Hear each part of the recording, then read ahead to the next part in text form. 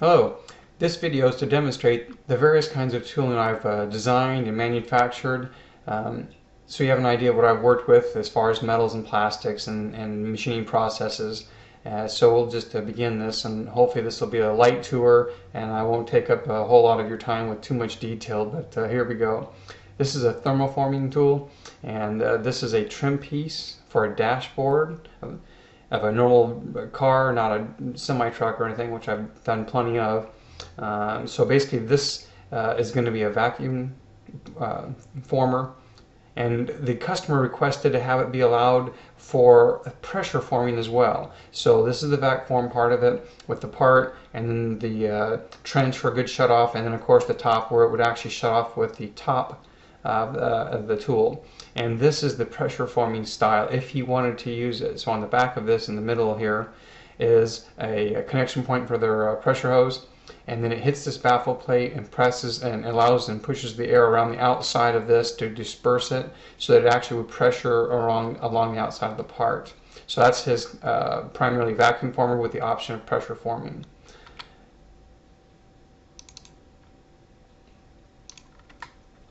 And this is a better view of it with it all painted up, so you can clearly see this is the cast thermoforming.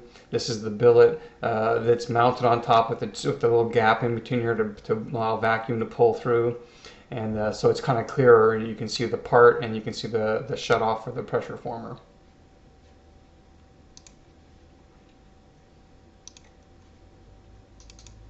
This is another vac former. These are for mirrors on the outside of a passenger car, and so this is a plastic, a thermoplastic, a thermal vac forming tool. It's going to, excuse me, going to be formed, trimmed, and then placed into an injection mold. So the reason why they're doing that is they could make the plastic a pattern, a color to match any kind of shape. For example, the PT Cruiser is what this one's for. And so the dashboards on PT Cruisers on the interior, you can customize those. Well, you can actually match the outside of the mirror with it also. So this technique from A.V. Dennison is to match up the plastics and the patterns, and it looks cool. Yep. But also this is a harder plastic. It really resists impact. So when you're driving down the road, bugs, dirt, rocks, they don't tend to have as much of an impact on this plastic. So again, this thermal part will be laid into an injection tool, which will be injected into and over it. So you'll see the thermoform plastic here, but on the back side, the structural part of it would be the injection tool part of this. So really an interesting process. Here you can see the vacuum, and then the connection points for the cooling, water cooling, in and out. And just a different viewer. They have little trim tab pieces for alignment in the mold, for the injection mold.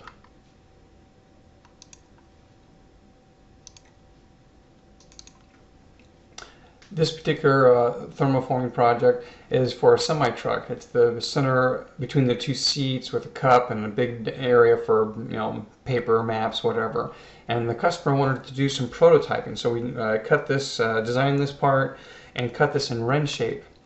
And then you can see more of a final product here. They wanted just a quick and cheap prototype, so that's what we gave them to check out their process. Again, this is for A.V. Dennison, and their goal here was to make a plastic, thin film plastic, basically a thermoform part, and lay it into an injection tool so that you get that, that hard plastic on the outside with any pattern and any color that they want, with the strength of an injected plastic underneath it. And so that's what we've done for them.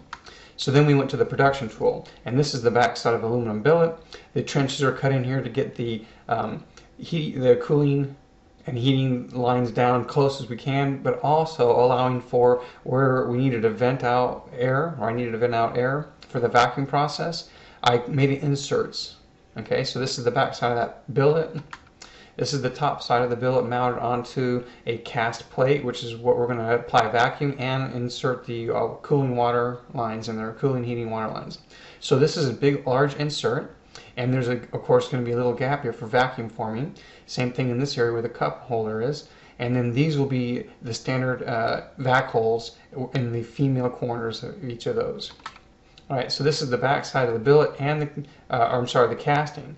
And so the casting plate gets cool like you see here, and there's the manifolds. But these additional holes that you see, this is where the casting will have its water lines poke through here, and they will be plumbed into the manifolds. So now the part is assembled, and again you can see the vacuum and then the thermo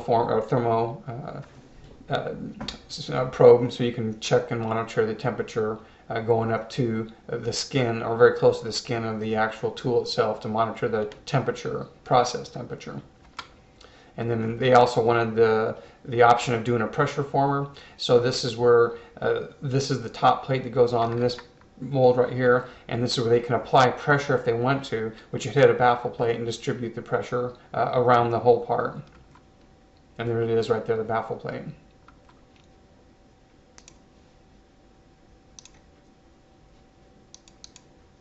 Alright, this is a different process, but it's basically going to make a core, and this is a core box. That's what's going to make this green piece. And you can see how it sits in here, and you can see there's a little difference about this and this. So this is all one material, and there's an insert and there's an insert. And I'm going to go to a closer view of that so you can see.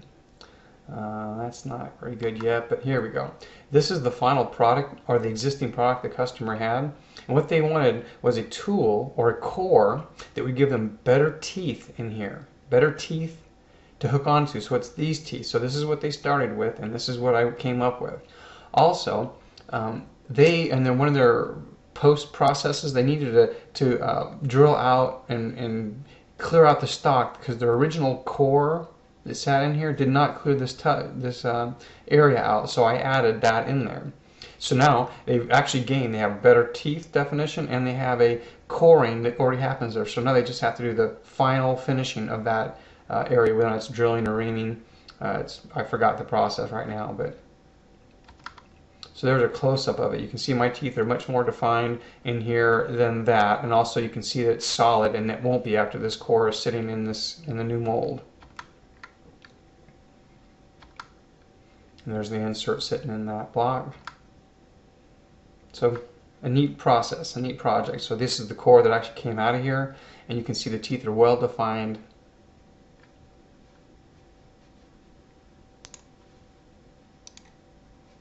This project demonstrates reaction injection molding, rim tooling basically. And my design for this is for automotive front windshield, and it's a large donut shape and a lot of contour. And basically it had, on the A-pillar, it had an undercut, so the slide would come into play, would be in place, make the shape, and then demold. The slide would pull away, allowing us to demold. And then in this case, the customer wanted the runner system to have an optional post mixer, peanut mixer. So what that meant was, you can't see it, but down in the center of the tool there was a pocket cut out and an insert in there, and it would either be a straight run to a dam, which would go up and over, and then that would feed into a fan gate, which would enter then into the part. And the customer wanted the straight run as an option, or to put an after mixer for the rim tooling. So the material would come in mixed, and then to make sure it was thoroughly mixed, they would actually add a peanut mixer, which would take the stream, split it in half, and go back and forth up and down between the A and B halves, and come back together, and then go into the dam gate and into the fan gate. Also in this kind of tooling, rim tooling, injection molding, it often requires EDM. And so I've made plenty of electrodes and design them and manufacture them for this kind of tooling, and that was for straight plunging style, not wiring, but I've know of it, and I certainly could program for wire EDM as well. So these are pretty complex tools and very expensive, but you learn a lot. This project demonstrates a cast project, and so this is the cope and drag pattern. And then inside the cope and drag pattern, once the sand is packed around it, a core would be suspended in it, which is this green part right here. And this green part is made by this core box. The core box is made out of a plastic material, which is wonderful to manufacture. It's nice and easy to cut. It's a little hard on the cutters in the sense of dulling them. But the properties of this plastic is that it's very abrasive resistant, so it's great to reuse this for sand. Keep pouring sand in here and it'll hold its shape and not get worn out. The disadvantage is when you strike the top, it can start wearing away the plastic material for of the core box. So there's a steel plate on top of here. So you get the best of both worlds. You get to fill this many times, and you get to strike across the top, and it's keeping the part going in the core box in good condition. This was a neat project because this these cope and drag patterns were difficult because of the length here. In order to get this detail on any of these sides, this actually took multiple setups. One is straight down, like you see here, going about halfway over, and then it would be rotated, and I would cut this direction to get these fins, and then I would turn it and cut this direction, and cut it and turn this direction, and cut it and turn this direction, and so on and so forth. So essentially what I did is I ended up having a dowel dead center, and what that did is that located it. So actually the operator, all they had to do was set up the tool. And it wasn't sitting like this, it was sitting up vertically, and I would cut like this direction, and then that'd be operation 1, and then they would rotate the part, and there'd be a dowel that would lock it into the 90-degree rotation. So then I'd be looking this way and cut this way, and then rotate it again, and I'd cut that way, and so on and so forth. So a really challenging product and part, but fun. Let's go to here. All right, so now I'm going to go to automotive fixtures, and these were made with carbon fiber and fiberglass tooling. And so this is a shot of me making tool path, and these are just witness marks, 3 of them, to test out on the CNC mill to make sure there was enough material, or the layup guys have to lay more material. But basically, I check the top, the middle, and the bottom, and if that cutter hits a little material in each of those locations, then I'm good. And this cutter's not going to finish. It's leaving 40 thousandths of material for me. So basically, if I nick it, that means I have 40 thousandths of material to go. And this is the layout of a tool. Of course, it's geometric dimensioning tolerancing, and it's meant for, of course, everybody in the process of this tooling, for the CMM, the quality inspections of how do you pick up this tool, which are these tooling ball locations right here that I'm pointing to. They're in various locations where it says tooling ball. And this is one example of final product. And again, this is a fiberglass and carbon fiber.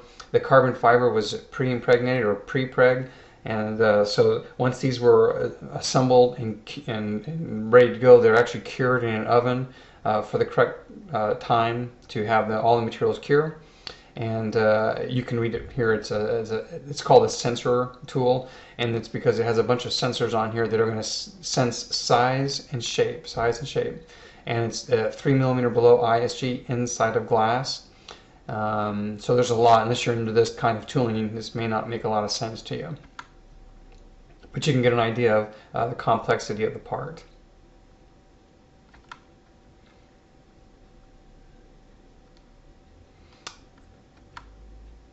You can see there are quite a few gauges, go, no-go gauges style, and then a mapping of what they mean. You can see the different color patterns here and how they correspond on this side. And this is a rapid prototype style again. You've seen that shape before on my previous or earlier examples. And this is just a wren shape with the dowels or the lineup pins for the 3-2-1 alignment. So 3-2-1 is 1 is the surface area the glass lays on, 2 pins lined up so it can't go that way, and then the third one's this back pin, so that's my 3-2-1 alignment for that glass.